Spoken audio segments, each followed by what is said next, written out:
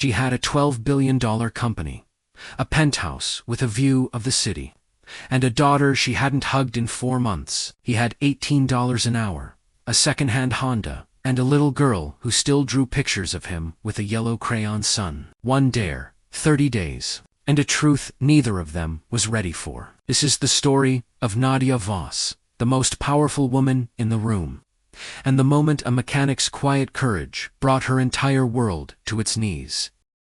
Nadia Voss had never once been challenged in a room she controlled, and she had controlled every room she had ever walked into for the past 14 years. On the morning of the annual Voss Corporation Town Hall, she arrived at the company's downtown headquarters 40 minutes early, not because she was nervous, but because she was never not prepared. She rode the private elevator to the 40th floor, reviewed her speaking notes once, poured herself a glass of water she wouldn't drink, then stood for a moment at the floor 2 ceiling window, looking out over a city that in many small ways she owned a piece of. She was 41 years old, self-made, and had appeared on the cover of 4 business magazines in the past 2 years. She was also a mother, though that was a fact she kept in a quieter compartment of herself, one she rarely opened in public, and opened less and less in private. The town hall began at 9. 10,000 employees filled the auditorium, and the overflow rooms connected by live stream, with another 30,000 watching on the company's internal broadcast channel around the world. Nadia took the glass podium in a cream blazer that had cost more than most of her floor workers made in 2 months, a fact she had never once considered, and began speaking about the company's performance, its future, and the qualities she believed separated successful people from those who struggled. She used the word resilience 4 times. She used the phrase personal accountability twice. She smiled at the right moments. She was, by every measurable standard, completely in command. That was when the hand went up from the back of the room. His name was Caleb Torres. He was 38 years old and had worked in Voss Corporation's facilities, maintenance division, for 9 years.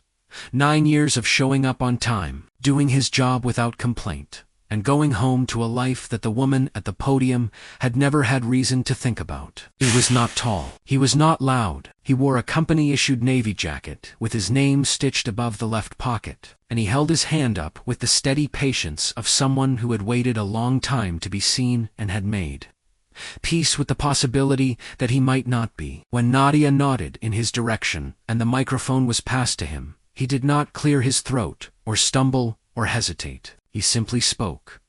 He told her that his wife Rosa had died 8 months ago, that her illness had been slow and painful, and that the medical bills had begun arriving before she was even gone. That Rosa had taken a second job, working nights at a fulfillment center on the edge of the city, because the insurance provided by her first employer would not cover the treatment she needed. That he was now raising their 8-year-old daughter, Lily, alone, on $18 an hour, in a city whose rents had risen 23% in 3 years, while his wage had risen 40 cents. He said all of this without self-pity and without rage, in the same level, unhurried tone a person uses when they have rehearsed something many times, not to perform it, but to get through it without breaking. And then he looked directly at Nadia Voss, with the particular steadiness of a man who has lost the thing he was most afraid of losing, and discovered that he was still standing,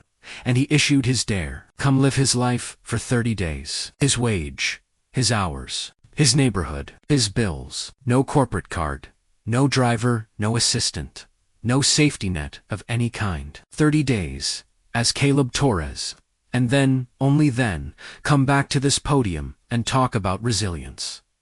The auditorium went completely silent. Nadia's head of communications, seated in the 3rd row, turned pale and mouthed a single word in her direction: no. The 30,000 people watching on livestream held their breath in living rooms and break rooms and offices across 4 continents. Every camera in the room found Nadia's face. She looked at Caleb Torres for a long moment, at the steadiness in his eyes, at the worn collar of his navy jacket, at the way he held the microphone as though he was entirely prepared for her to say nothing, because people like her had always said nothing, and something shifted in her chest. It was not guilt, not yet. It was something older and quieter than guilt. It was recognition. She opened her mouth. "Fine," said Nadia Voss, billionaire CEO and single mother of one, into a microphone that was being watched by 500,000 people. "I accept." The applause began slowly, then rose like a wave. Her communications director put her head in her hands. The clip was already being cut and uploaded before Nadia had stepped back from the podium. Then Nadia herself stood very still in the noise of it all, looking at the man in the back of the room who had not yet sat down, who was watching her with an expression she could not quite read. Not triumph, not relief, but something that looked almost like sorrow, as though he already knew what the next 30 days were going to cost her. And he was not entirely sure she was ready to pay it. She was not, but she was about to find out. The room was small. That was the first thing she noticed. Not small the way her guest bedroom at the penthouse was small, which was to say large by any ordinary standard, but modest by hers. Small, the way rooms are small when they have been lived in hard, when the walls have absorbed years of someone else's life and have no interest in making space for yours. There was a single window that faced the brick wall of the building next door, a dresser with a drawer that didn't close all the way, and a mattress with a spring that pressed into her left shoulder blade every time she shifted in the night. She lay there on the first evening, staring at a water stain on the ceiling that had been there long, enough to develop a kind of permanence, and she told herself, with the certainty she applied to everything, "I can handle this." She had built a company from a single rented office and a maxed-out credit card. She had survived a divorce, a hostile takeover attempt, and a global financial crisis that had wiped out 3 of her closest competitors. She could handle 30 days. By day 3, the certainty had begun to crack. It started in the grocery store. She had driven to the nearest supermarket in the second-hand Honda Caleb had left for her, a 2009 Civic with 140,000 miles on the odometer, a passenger window that wouldn't seal properly, and a check engine light that had clearly been glowing so long it no longer alarmed anyone. She moved through the aisles with a small basket and a mental list. And then she stopped in the cereal aisle and stood there for 9 full minutes. Not because she couldn't decide, because she was doing mathematics. Lily, Caleb's 8-year-old daughter, who she was responsible for on alternating evenings, liked the cereal with the rabbit on the box. It cost $6.49. The store brand beside it cost $3.12.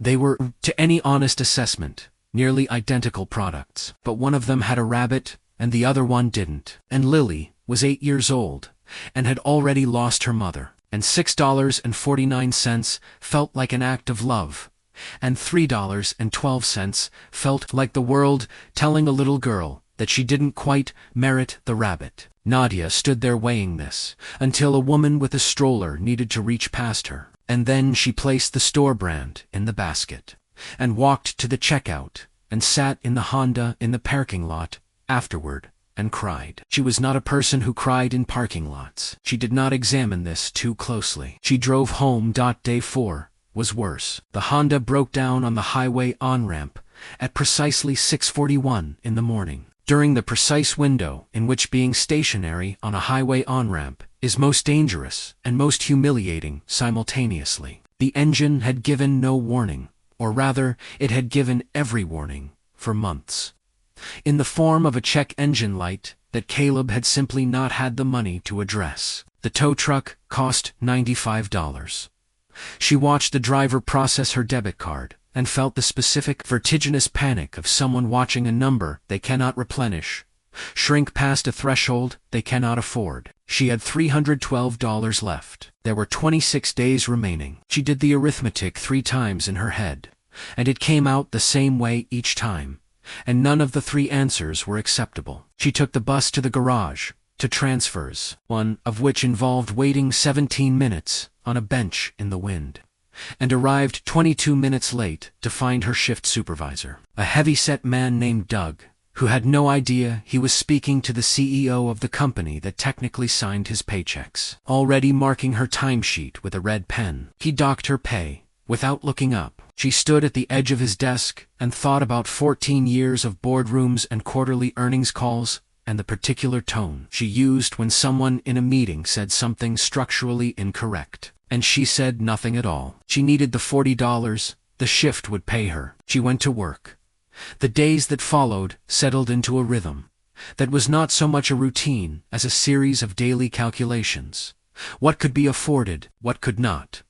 What could be delayed, what absolutely could not be delayed? She learned that the hot water in the house ran out after 8 minutes, which meant that if she showered after Lily in the mornings, she was showering in cold water. She learned that the bus she needed to reach the garage on time required her to leave the house by 6:15, which meant waking at 5:45, which meant sleeping by 10 o'clock, if she wanted the 6 hours her body required to function. She learned that 6 hours was not always available, because Lily sometimes had nightmares and came to stand in the doorway of her room at 2 in the morning and needed someone to sit with her until they passed. Nadia sat with her. She did not mind this part, which surprised her.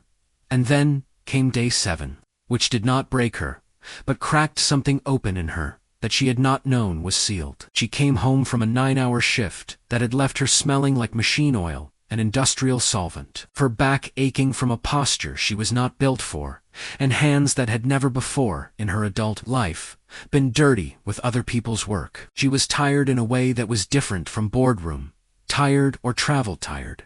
It was a tiredness that lived in the body rather than the mind. A heaviness that sleep would address but not entirely cure. She dropped her bag by the door and looked up and saw it on the refrigerator, held by a single round magnet, shaped like a sunflower. A crayon drawing on a piece of white paper, slightly crumpled at one corner, depicting with the confident inaccuracy of a child who draws what she feels rather than what she sees. A tall figure in a navy jacket standing beside a car, with a yellow sun in the upper right corner, radiating lines in every direction. At the bottom of the drawing, in capital letters that tilted slightly uphill, as though the words themselves were climbing toward something, "The best dad, Nadia," stood in front of that drawing for a long time. Long enough for the refrigerator's compressor to cycle on and then off again. Her own refrigerator at the penthouse was a Sub-Zero with a panel front that matched the cabinetry. Seamless and architectural. The kind of refrigerator that appears in design magazines. There were no magnets on it. There was no surface for magnets. There was no crayon art in her home anywhere. Not because Mia had never made any, but because somewhere in the years of building and acquiring and optimizing, the kind of home that kept crayon drawings had been replaced by the kind of home that didn't. And she had not noticed when that had happened, and she was noticing it now, very suddenly, in a kitchen that smelled like someone else's dinner, in front of a drawing that had nothing to do with her, and somehow said everything about what she had lost. She thought about Mia, 14 years old, 3 time zones away, at a boarding school in Vermont that cost more per year than Caleb Torres made in 5. When had they last spoken? Not texted. Spoken. She could not remember. The not remembering frightened her more than the empty refrigerator. More than the $312. More than the broken Honda, or the cold shower, or the docked pay. She stood in that kitchen, in her oil-stained jacket, and felt for the first time in a very long time, genuinely and completely afraid. It was not supposed to be a significant day. Day 17 had no particular weight to it when it began. No warning in the gray morning light that came through the crooked blinds. No heaviness in the air. When Nadia laced up the second-hand work boots she had stopped noticing were not hers. No premonition over the instant coffee she made because the good coffee had run out on day 12, and the budget did not allow for more. It was a Tuesday. Tuesdays at the garage meant brake inspections, and oil changes, and the particular kind of physical repetition that had, over the past 2.5 weeks, begun to settle into her body like something she had always known, but never practiced. She was getting better at the work. Not skilled. She would never be skilled in 17 days, but competent in the narrow way that comes from showing up to the same place and doing the same things long enough that your hands begin to remember what your mind is still learning. She arrived at the garage at 7:03 in the morning, signed in, pulled on her gloves, and began. The accident happened on Route 9, sometime before noon. Nobody at the garage saw it directly. They heard about it through the radio that Doug kept on the workbench at low volume. A murmur of traffic updates and weather forecasts that formed the constant background noise of the day. A 3-vehicle collision had closed 2 lanes of the main road, running past the industrial park where the garage sat, and by early afternoon, the backup had stretched past the garage's service entrance, filling the street with stationary cars and the particular frustration of people who needed to be somewhere, and had discovered they could not get there. Doug made the call at 2:30. Nobody was leaving early. The team would stay until the road cleared, finish the outstanding jobs, and be compensated for the additional time. He said this in the flat, non-negotiable tone of a man who had made this call before and understood that the vehicles waiting in the service bay had owners who expected them back, and that the owners' expectations outweighed whatever else his team might have planned for their afternoon. Nadia heard the announcement and looked immediately at the clock on the wall above the tool cabinet. It read 2:34. She knew that Lily's school closed pickup at 3:45. She knew this because of Caleb's note on the refrigerator, the one written in his careful, precise hand, the one she had read every morning for the past 10 days, as she waited for the kettle pickup, 3:45 sharp. Ms. Brennan stays until 4, but does not like waiting. She had memorized it the first time she read it. The way you memorize things that feel important, the way you memorize things you are afraid of getting wrong. She looked at the clock, and she looked at Doug, and she understood, with the clean, cold clarity of simple arithmetic, that there was a problem she could not solve from inside this garage. She approached Doug at 2:40 and explained the situation in the most direct terms she had. There was a child. The child needed to be collected by 3:45.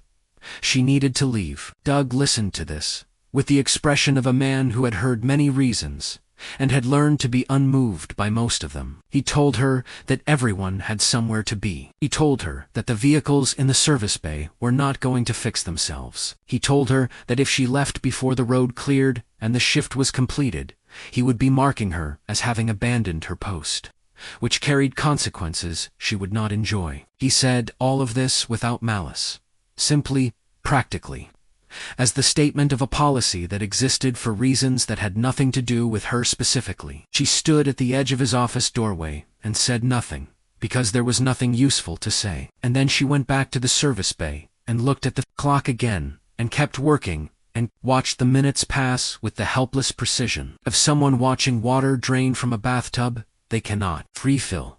She left at 3:52. Not because Doug released her, because she looked at the clock at 3:49 and understood that every minute she stayed was a minute. She was choosing the garage over the child, and she was no longer willing to make that choice. She signed herself out, absorbed the consequences in silence, walked to the Honda, and drove. She pushed the speed where she could afford to, and obeyed the lights she could not afford to run, and pulled into the school's front drive at 4:02 in the afternoon, 17 minutes after pickup had closed, and 2 minutes after Ms. Brennan's outer limit of patience had expired. Lily was sitting on the front steps. She was alone. Her backpack was in her lap, held with both hands, the straps twisted together in the way that children hold things when they are trying to give their hands something to do. The other children were gone. The other parents were gone. The drive was empty, except for Nadia's car and one remaining teacher standing a careful distance away, with her arms folded, watching. Lily was not crying. She was not looking at her phone, or picking at the ground, or doing any of the things children do when they are managing discomfort. She was simply sitting, watching the empty drive with the particular stillness of a child who has learned that watching does not always bring what you are watching for, but who has not yet decided to stop watching. She looked up when she heard the car. She watched Nadia walk toward her across the drive, and when Nadia was close enough to hear her, Lily said, in a voice that was completely level and completely quiet and completely without accusation of any kind, "You forgot me." 2 words, built from 2 more words. 4 words, total, spoken by an 8-year-old girl, in a voice that held no anger in it, only the flat, familiar tone of a child who has been on these steps before, in one form or another, and has made a kind of peace with what it means to wait for someone who does not come. The voice of a child who has been forgotten enough times to know that crying about it only makes the person who forgot feel worse, and that making the person who forgot feel worse does not change what happened. So why bother? Nadia knelt on the pavement. She had given keynote addresses to audiences of 10,000 people, without notes and without nerves. She had sat across tables from men who wanted to take her company from her, and had not flinched. She had delivered news that ended careers and restructured entire divisions, and renegotiated terms that other people had called final. And through all of it, she had always had words. She had built her entire life out of the right words delivered at the right moment. She knelt on the pavement in front of Lily, and she had nothing, not a single word that felt adequate or true or useful. So she said nothing, and Lily looked at her for a moment, then shifted her backpack to her shoulder and stood up, and they walked to the car together in silence. Later that night, after Lily had eaten the dinner Nadia had made without burning anything for the first time, and after Lily had fallen asleep on the couch in front of a cartoon she was too exhausted to follow, Nadia sat in the Honda in the driveway with the engine off and the windows fogging slowly at the edges. She was not going anywhere. She was simply sitting in the dark, because the dark felt appropriate, because she needed to be somewhere that was not inside, and not quite outside either. Somewhere in between, where things could be looked at without the full weight of a lit room pressing down on them. The words came back. "You forgot me." They circled. They turned, and then, by degrees, without her permission, they stopped being Lily's words and became someone else's. They became the words of a 14-year-old girl in Vermont who answered the phone on the second ring, because she had been awake, because she had been waiting, and who had said, "You sound different, and I forgot to tell you about debate team because I didn't want you to feel bad, and then I forgot that you didn't know." Nadia sat with that for a long time. The guilt of it was not sharp, it was wide. The kind of guilt that does not stab, but simply spreads until it has covered everything, and you realize it has been there beneath the surface for longer than you knew, waiting for a quiet enough moment to be felt. She picked up the phone. She dialed Mia's number. It rang once. It rang twice. Her daughter picked up on the second ring, and her voice, when she answered, careful, a little surprised, holding something back that might have been hope, was the most devastating sound Nadia Voss had ever heard in her life. "Mom, is everything okay?" Nadia closed her eyes. "I just wanted to hear your voice," she said, and she meant it entirely. In a way she had not meant a simple sentence in longer than she could name. She had been looking for a pen, that was all. Nothing more significant than that, a pen, because Lily had a permission slip that needed signing before school the next morning, and the pen Nadia usually kept on the counter had disappeared in the particular way that pens disappear in houses with children, which is to say, completely and without explanation. She had checked the counter and the table and the windowsill above the sink and the small ceramic dish near the door where Caleb kept his keys, and then she had pulled open the kitchen junk drawer, the one that every household in the world maintains as a kind of archive of small and moderately important things that have no other designated home, and she had moved aside a tangle of rubber bands, a takeout menu from a restaurant that had likely closed years ago, a single AA battery of uncertain charge, and a half-used roll of stamps. And there it was, a manila binder, thick and slightly worn at the corners, the kind sold in packs of 3 at any office supply store. The label on the cover had been written by hand, in blue ballpoint ink, in the careful, unhurried script she had come to recognize as Caleb's over the past 3 weeks. It said 4 words: Medical Rosa, 2021 to 2023. She should have closed the drawer. She understood this clearly and immediately, the way you understand when you are standing at the edge of something that cannot be undone. The specific, sober clarity of a person who knows that what happens next is a choice, and that once the choice is made, it cannot be unmade. She stood in the kitchen with the junk drawer open and the binder in her hands, and the house quiet around her. Lily asleep down the hall, and she made the choice. She opened it. The first page was an explanation of benefits document from an insurance provider dated February of 2021. It detailed a claim that had been submitted for an oncology consultation. Rosa Torres, date of birth, listed in small print near the top, and it detailed, in the flat administrative language that the medical billing industry uses to deliver devastating news without appearing to notice that it is devastating, that the claim had been reviewed and determined to fall outside the parameters of the patient's current coverage plan, denied. At the bottom of the page, in handwriting, that was not Caleb's softer, slightly rushed, the handwriting of someone who was tired. A single word had been written in pencil. So light, it was almost invisible. Why? Nadia turned the page. The second document was another explanation of benefits, this one for a follow-up appointment, 2 weeks after the first. Also, denied. The third was a letter from the insurance company's appeals department, written in language so carefully constructed to sound sympathetic, while committing to absolutely nothing that Nadia, who had spent 14 years reading legal and financial documents, felt a cold professional admiration for whoever had drafted it. Before she remembered what it had done to the family whose kitchen she was standing in, the appeal had been denied. The reason cited was a pre-existing condition clause buried in subsection 4 of Rosa's policy. A clause written in language so technical and so densely qualified that understanding it required either a law degree or the specific desperation of a person fighting for their life, which Rosa Torres had possessed in full. She kept turning pages. There were 37 of them in total, and she read every one. Denial letters and appeal responses and payment plan.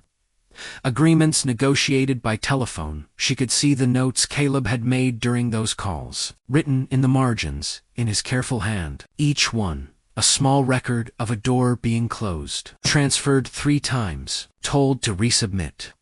Supervisor said, decision is final. Asked about hardship, exemption. They said no. Tried again, no. Between the official documents were other papers, handwritten budget calculations, a list of every outstanding balance organized by date and amount, a note to himself that said simply, Rosa's next appointment, Thursday, find the money. The arithmetic in the margins was the arithmetic of a man doing everything a person can do, when the systems designed to help him have decided not to, recalculating the same numbers over and over in the hope that they will eventually add up to something survivable. The second to last page was a letter from a hospital billing department, dated 11 months before Rosa Torres died. It was addressed to Caleb directly, in his name, at this address. It stated that despite the payment arrangements previously discussed, the outstanding balance on Rosa Torres's account had reached a total of $34,000, and that the hospital was now required to refer the account to a collections agency if a satisfactory payment arrangement could not be reached within 30 days. It used the word regrettably once in the first paragraph, and then did not use it again. Nadia turned to the last page. It was a printout, newer than the other documents. The paper, slightly different, printed rather than copied. It was the insurance company's formal final denial, the document that closed every remaining avenue of appeal and made official what the previous 36 pages had been building toward. At the top of the letterhead, in the clean, confident font of a company that had no reason to be ashamed of its own name, was a logo and a company name that Nadia recognized immediately, and without any possibility of confusion. She knew that name. She knew it, the way she knew the names of all the companies her fund had touched over the years. Not intimately, not personally, but with the specific professional familiarity of someone who had reviewed the acquisition documents, signed the partnership agreements, and approved the terms without ever once having cause to think about what those terms looked like from the other side of the desk. Her private equity fund had acquired a minority stake in that insurance company 3 years ago. The deal had been described in the memo her team prepared as a strong, defensive position in a stable sector with favorable long-term fundamentals.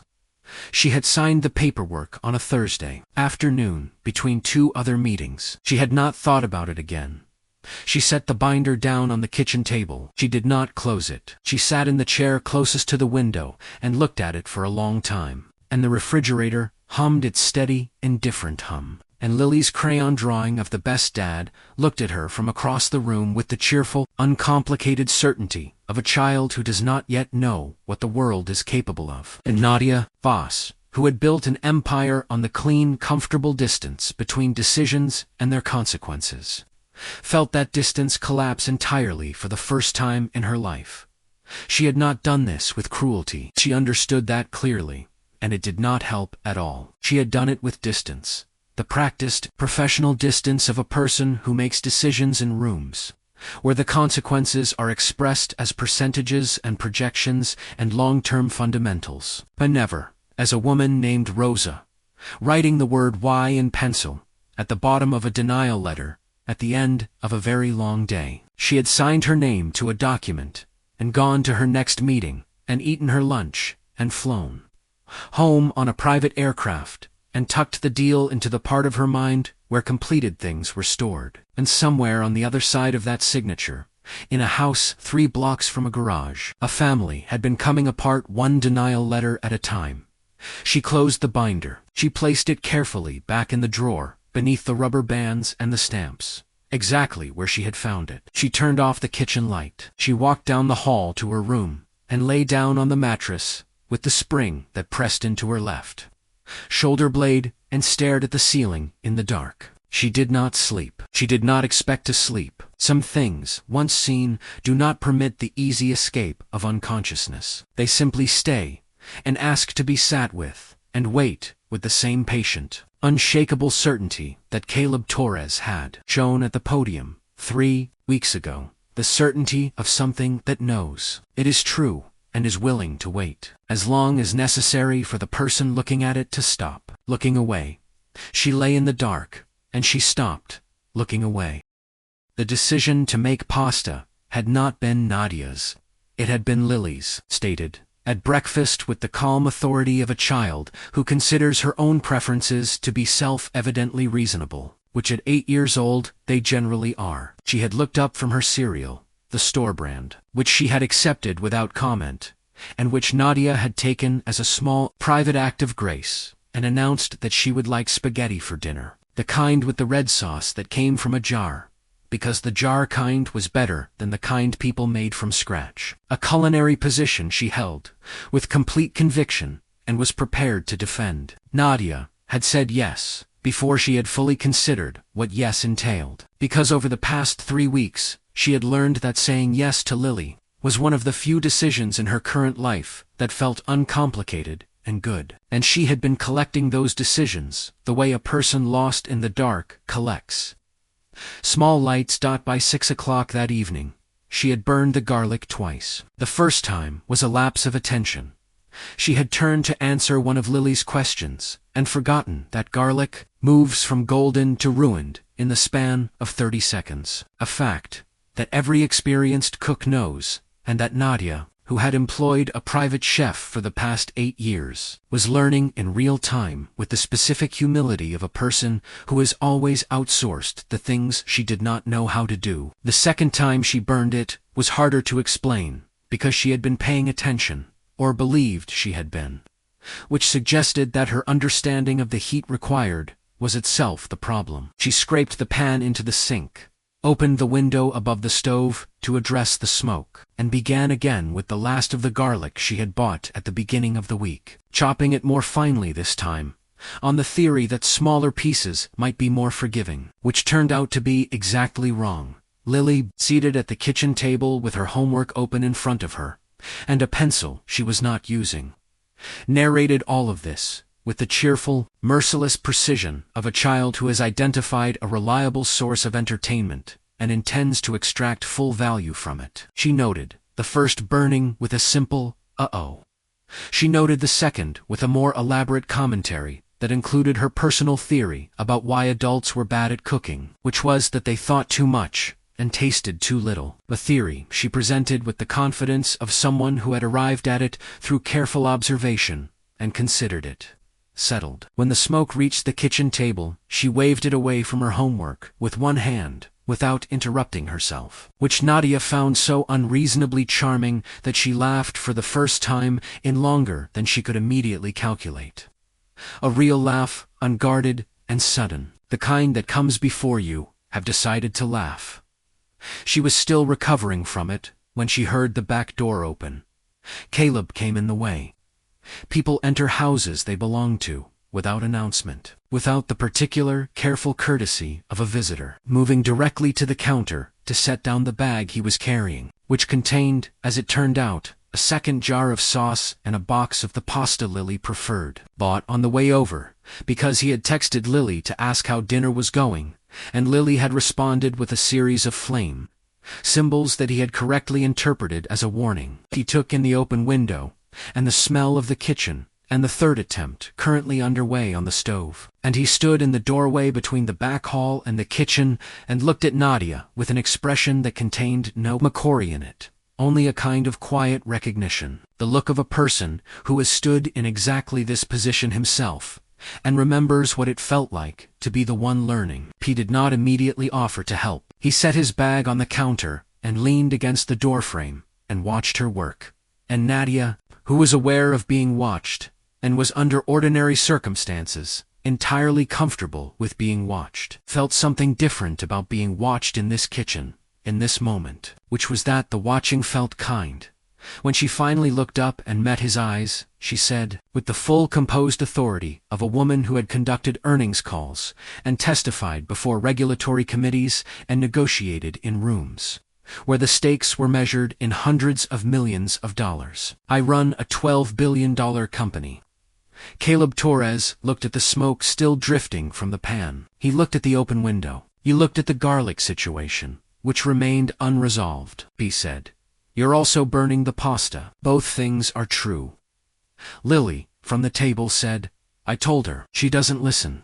They ate together, the three of them, at the kitchen table with the sticky spot near the salt shaker, with the jar sauce that Lily had been correct about, and the pasta that had survived its third attempt and emerged, against reasonable expectation, entirely edible. Lily talked without pause for the better part of an hour. She talked about her teacher, Mrs. Okafor, who was strict but fair, and who wore the same 3 cardigans in rotation, which Lily had tracked and documented. She talked about her best friend Priya, who had recently learned to do a cartwheel, and was doing one everywhere, including in places where a cartwheel was not appropriate, including the library. She talked about a bird she had named Gerald, who lived in the oak tree outside her classroom window, and who she was fairly certain was listening to their lessons. And she talked about her theory developed, she explained, over considerable reflection, that spaghetti always tasted better when the person making it had made at least one mistake, because the mistakes went into the food, along with everything else, and mistakes were interesting, and interesting things made food better. She presented this theory with the serene certainty of a child who has not yet learned that certainty requires defense, who simply states what she believes and moves on. And Nadia listened to it with the full, loose, unguarded attention. She had spent 3 weeks slowly relearning how to give. She was not preparing her next sentence. She was not monitoring the conversation for useful information or calculating the right moment to redirect. She was simply there, at a table with a sticky spot near the salt shaker, listening to an 8-year-old explain the philosophy of pasta. And it was the most present she had felt in a room in longer than she was comfortable admitting.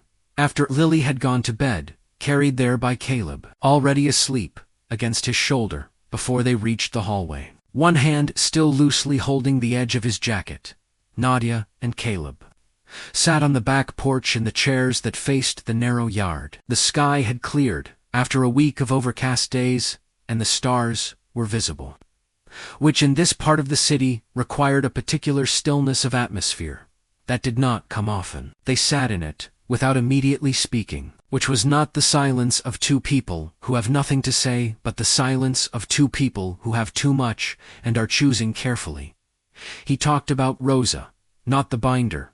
She did not mention the binder, and she would not tonight, but the real Rosa, the living Rosa, the woman before the documents and the denials and the $34,000. He talked about how she laughed at her own jokes before she reached the punchline, unable to contain herself, which meant that the joke was often lost entirely, but the laughter wasn't. And somehow, the laughter was always enough. He talked about the shoebox under their bed, where she kept every birthday card she had ever received, organized by year, because she believed that the feeling a card carried was worth preserving, and she could not bring herself to throw away a feeling. He talked about Lily's eyebrows, which were Rose's eyebrows exactly, the same shape and the same expressiveness, capable of conveying within a single movement everything from deep skepticism to complete delight, and which made him, on ordinary mornings across the breakfast table, simultaneously grateful and undone.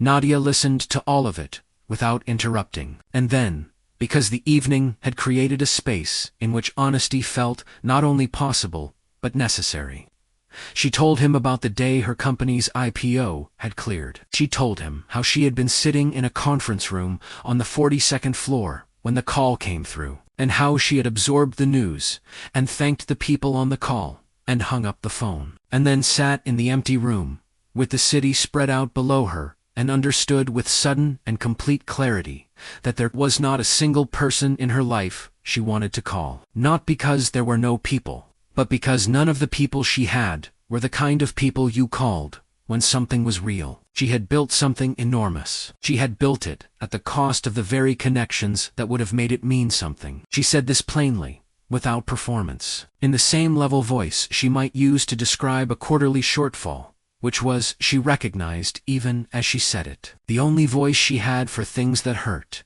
Caleb did not offer her a solution or a reframe or any of the well-intentioned responses people offer when someone reveals a wound. He simply nodded, in the way of a person who understands loss in its many forms and knows that understanding is sometimes more useful than response. They sat for a while longer in the clearing sky. The night was cool, and the yard was quiet, and somewhere, down the street, someone was playing music softly through an open window.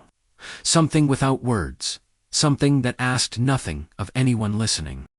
Nadia did not know what to call what was happening in that space between them. She was not sure it needed a name. She only knew that something had shifted, the specific, quiet, irreversible shift that occurs when two people who have been armored their entire lives set the armor down at the same moment, without planning to, and discover, with equal measures of relief and terror, that they are still standing. There were 6 days left. She did not want them to end. She sat with that feeling the way she had sat with other difficult truths in this house directly, without flinching, and let it be what it was. The last morning came without ceremony. Nadia had not slept, not from guilt this time, but because she did not know how to leave, and leaving had always been the easiest thing she did. She lay on the mattress, with the spring pressing into her shoulder, played and listened to the house breathe until Lily knocked and asked, in the voice of a child who already knows the answer, whether today was the day it was. Breakfast was quiet. When the bowls were in the sink, Lily stood up, walked directly to Nadia, and wrapped both arms around her waist without a word. Nadia held her back properly, without measuring the time, and when Lily finally pulled away, she looked up and asked, "Are you going to forget us?" Nadia crouched to eye level and said, "No. I am going to make sure other people remember you. I promise." Lily nodded once, with the nod of someone who has decided to believe something, and went to get her backpack. Caleb walked her to the car. They stood at the curb in the morning air that smelled of coffee and cut grass, and he asked why she hadn't quit on day 11. She looked back at the house, where Lily had appeared in the front window, watching them. "Because she made me feel like someone worth showing up for," Nadia said. "I had forgotten what that felt like." Caleb was quiet for a moment, then said, "Rosa used to say the most dangerous thing a person can do is get comfortable being invisible to themselves. I think you noticed." There was nothing adequate to say to that, so she said nothing. She got in the car and drove away without looking back, because she knew that if she looked back she would see Lily still in the window, and she needed to keep herself together for the drive. She drove back to her life, but she was not the same person who had left it. 3 weeks later, she stood at a press conference podium and announced a complete restructuring of Voss Corporation living wages, 12 weeks paid parental leave, on-site childcare, an independent review of every insurance claim, denial made by subsidiary companies in the past 5 years, and a personal fund for employees facing medical hardship. 3 executives resigned. The stock dropped 4% for 11 days, then rose 19%. At the end of the press conference, a reporter asked what had changed her mind. Nadia said, "I understood cost as a number. I never understood it as a life. I found out what it costs the people who build with me to show up every day. I cannot unknow that, and I would not want to." She paused. Resilience is not a personality trait. It is what people perform when no one in power cares enough to make it unnecessary. I intend to care.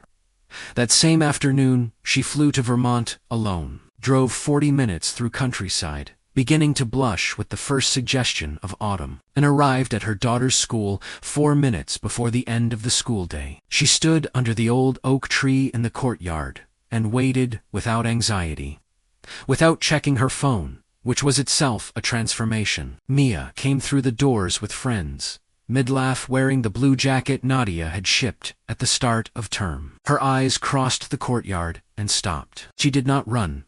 She was 14 and had her dignity, but she walked faster than she meant to. When she was close enough, she stepped forward and pressed her face into her mother's shoulder, the way she had not done since she was young enough not to think about it. Nadia held her, without measuring the time. Mia pulled back and looked at her mother carefully, with the belief that what she found would be worth the looking. She said 2 words, "You're here."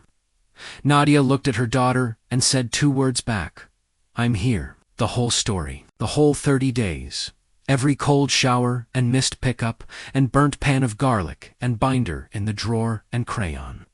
Drawing on a refrigerator contained in 2 words, under a tree, between a mother and a daughter who had found their way back, through the unlikely grace of a mechanic's quiet dare. Across the city, Caleb Torres picked up Lily 4 minutes early, as always. On the drive home, he told her that sometimes the most powerful thing a person can do is make someone else see what they stopped looking at. Lily considered this for 4 seconds and announced that Gerald the bird had looked directly at her through the classroom window that afternoon and was definitely learning to read. Caleb said that was very possible. They drove home through the soft gold light of a Friday afternoon that asked nothing of anyone and gave everything anyway.